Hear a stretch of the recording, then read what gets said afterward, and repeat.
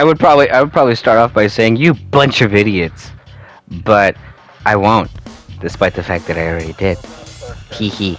So, okay, let's just catch up on something that I'm going to talk about right now. Everybody already knows that Ice Cube has practically declared war on the left. That Ice Cube said he's not part of the club and neither are we, and that pisses him off because he don't want to be in their club. We already know what he meant by that. We're starting to see an awakening of sorts to a whole bunch of different things that are occurring right now, not just in the U.S. but worldwide. And there's a lot of different levels of it. You have child trafficking, you have the crisis at the border, you have the economy, you have a whole bunch of stuff. There's actually a lot of statistics and investigations about how we're not really overpopulating the world, that we're actually declining when it comes to the population. We're declining. Our numbers are declining. So there's that. There's a lot of misinformation coming out right now with the entire climate crisis, global warming, a bunch of lies. They're making decisions in New York about keeping people from using stoves because it causes some sort of carbon emission that is affecting the world itself, despite the fact that the U.S. is probably top when it comes to the least amount of carbon footprints. What else? I mean, trying to catch up on all these things so that everybody doesn't say, well, this and that, and blah, blah, blah, blah, blah. You left that part out. Right now, I'm going to be talking about how the economy is being affected right now and how Ice Cube, as well as myself, have actually thought about this deeply and wondered, is there something bigger than just wokeness in companies? Yes. And I would answer that to Ice Cube directly to his face. Yes, there is a larger agenda behind all of this because nobody in any kind of business would consider making the exact same mistake when it comes to making a decision on who to try to sell a product to. Bud Light has already proven the fact that a minority will not sustain a product or a company. They know this. Any business owner would never pander to a minority knowing that the majority is the one in control of the entire economic structure of that business. So then what is it? Why are they still making decisions like this? Why are they continuing on making everything woke? You have beer, you have cars, you have movies, you have cartoons, you have clothing lines, you have a whole bunch of things, and yet they're all making the same decision. Why? Because they're stupid? No. It's not because they're stupid. It's anything but that. These people are not stupid.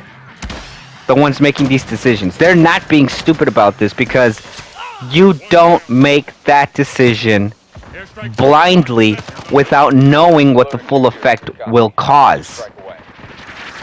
You see where I'm getting at here? How many movies have flopped because they started adding their political agendas behind it? And I'm not just talking in sexuality or sexual orientation. I'm talking ethnically.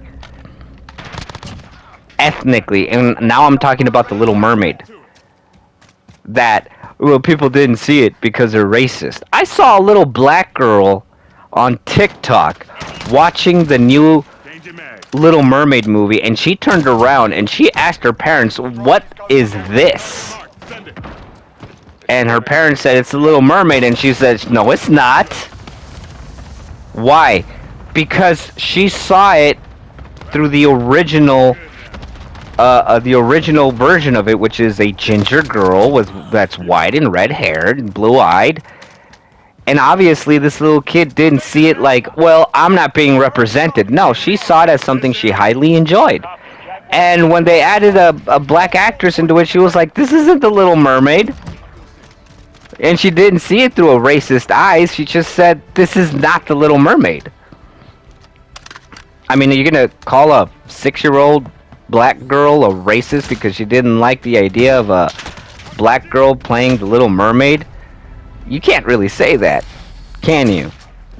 Because her parents are black, and I'm pretty sure they weren't teaching her on how to be racist against her own kind. So there's that. Now, getting back to the economy thing with Bud Light, 700 people lost their jobs and 2 plants closed. I'm going to tell you this straight off the bat. Biden is not going to be the only one to blame for the economy crashing. I'll tell you that much right now. And I don't drink beer, so I can't really say this is my fault either. I don't drink beer. I drink energy drinks, and I'm not even going to say what brand it is, because they already made it clear they don't take sides. Good on them. They just want to sell a product, which is what a business is. But you got to look at it at a bigger picture. This was the intention. It wasn't to be inclusive. It wasn't to be humanitarian. It wasn't to be some sort of justice hero, social justice hero for these people. No, they don't care about you. They don't care about me, and they definitely don't care about a minority.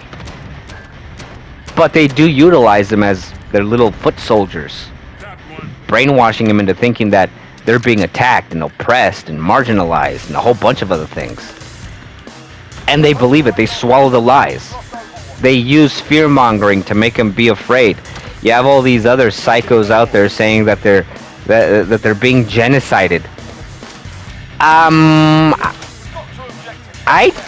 When was the last time we ever saw people of opposite sexual preferences being tossed off a roof or being dragged behind a moving vehicle on pavement or sand or rocks or anything like that, or being dug into a hole and stoned to death, or being shot up, lined up, and being executed? I don't remember that happening in the US or Mexico or Canada or even Russia or Germany or... I mean, Uganda is already making it pretty clear that they're not accepting that crap and that there's consequences to it. Middle East is pretty... they're pretty vocal about that stuff too. But for them to think that that's happening here, that they're being genocided, down to the point where even one of them went up to a Christian school and killed 3 children and adults, and then the whole revengeance march by the left. Revengeance for what? Because cops did their jobs and they killed someone that went into a Christian elementary school and killed 3 children? You wouldn't do that for someone you knew? Come on, give me a break. And the thing about it is that everybody sees these things as just a victory, when in fact it isn't a victory. Because now you have 700 people who are unemployed. And I guarantee you that a large part of those people, they were never okay with the decision that those in Bud Light made. And I'm pretty sure a lot of them were against it. I'm pretty sure a lot of them were pretty vocal about it. Maybe not at the job site, but maybe around friends and family, that they probably said, this is stupid. Why are they politicizing beer? Beer doesn't look for gender or sexual orientation. It's just for whoever wants to have a good time and drink a beer. But they politicized it when it was completely and totally unnecessary to do so. So my question to all of you is this. Do you think that there was something greater behind all of this? That they knew that everybody would react this way with the boycotts? They saw, they heard, they knew. Now, if you're going to ruin a country, but you know that a large majority of them will react to it, you're not going to go to the front door and say, I'm here to attack you and invade you and destroy you. You're going to go through the back door and see that and hope that nobody catches you. And you're going to try to catch everybody off guard while you're at it. It's like putting a frog on a cold pan. See, if you put it on a hot pan, it'll jump off. But if you gradually raise the temperature up, it'll cook in its own juices. And that's exactly what's happening right now. Everybody reacted to Biden ruining the economy, especially when his first step was shutting down the Keystone Pipeline. How many jobs did that cost? In the thousands. In the thousands, in the tens of thousands of people. We all reacted to it. We weren't happy with it. Of course not. But now we have 700 people and 2 plants closed. But we call it a victory. I guarantee you that those 100 people won't see it that way. Those people are now going to be struggling on how to make ends meet because everybody's going through it. Don't say that you're not. Don't say that you're not having a hard time paying bills and mortgages and insurances and medical and all that crap. Don't tell me that you're not struggling already as it is, but you have a job. Yes, things have become more difficult to pay off, but you still have a job. What about those 700 people? I guarantee you that a lot of them are going to off themselves. They're going to delete themselves. We saw it happen in COVID. Why not now that they've lost their job? Maybe they can find a job at Coors or Miller or Dos Equis or any other beer company, but then that means that they have to go out of state to find those jobs. And I'm pretty sure a lot of them don't have the money to just pack up and go. So really, this whole boycott thing wasn't a victory. It shows that we have the power to do so. It shows that we have the power to affect things too. And we did it peacefully without bloodshed or destruction of property or anything. But it did cost. It did have a price. 2 plants closing and 700 people unemployed. I don't know. That's how I see it. And I'm pretty sure so does Ice Cube, which is why he asked Joe Rogan to his face. I'm pretty sure that's what it is. And Ice Cube's a pretty smart guy. And not to brag here, but I'm pretty smart too. And I know things. And I know things before they happen. I'm pretty sure a lot of people thought to themselves, well, it's because this boycott was supposed to fix this. But it's not. Of course it's not. And these companies are still going to be making these decisions. They already know that a lot of people won't be okay with it, but they're still going to do it. And they're not going to do it because they're trying to do it in the name of social justice. They're going to do it so that it ruins lives, so that it creates more instability and more insecurity. Just watch. I'm not wrong about this. Just watch. Look for people that worked in those plants to see if they haven't uploaded videos on what happened afterwards or on the aftermath of it.